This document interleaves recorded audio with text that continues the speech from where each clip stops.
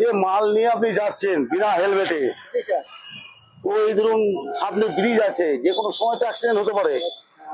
হ্যাঁ তাহলে বিনা হেলমেটে কেন যাচ্ছেন? স্যার আমার ভুল হয়ে গেছে, আমাকে আনতে হবে। আমার মাথায় ব্রেন টিউমার আছে, ব্রেন টিউমার, সেই জন্য আমি মাথায় কিছু দিতে পারি না। ও সেই জন্য আমি কিছু দিতে পারি না। তো সেফটি তো ভাই, হেলমেটটা পরলে আপনার সেফটি হবে। কিন্তু আপনি এই যে এত মাল নিয়ে যাচ্ছেন, যে কোনো সময় তো অ্যাক্সিডেন্ট হয়ে যাবে। মালটা দেখুন, এইদিকে আপনার বসার জায়গা নেই, দেখুন এখানে এত মাল, এই স্কুটিতে এত মাল নিয়ে যাওয়া যায়? হ্যাঁ, আপনার বসার জায়গা নেই। স্যার ভুল হয়ে গেছে, আর কোনদিন হবে না। আমি পারবো না, খেতে না। আমার মেয়েরা তো বাচ্চা, তো সেই জন্য ধরেন। আর কে আছে বাড়িতে, কে কে আছে? বাড়িতে আমার 3টা মেয়ে আছে, আর আমার স্ত্রী আছে।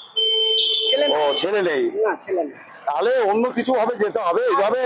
আপনি অন্য কিছুতে নিয়ে যাবেন, হ্যাঁ, বাইকে এইভাবে নিয়ে যাবেন না। যে কোনো সময় উল্টে পড়ে যাবেন, অ্যাক্সিডেন্ট হয়ে যাবে, বুঝতে পেরেছেন তো?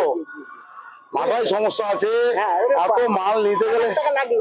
ঠিক আছে, এইবারে ধরুন আপনি এই মালগুলো নিয়ে যাচ্ছেন, যেতে যেতে উল্টে পড়ে গেলেন, বয়স হয়েছে তো, 55 বছর। তাহলে 55 বছর বয়স, এবার উল্টে পড়ে গেলে তো ক্ষতি আপনার হবে। আপনার সংসারটা কে দেখবে?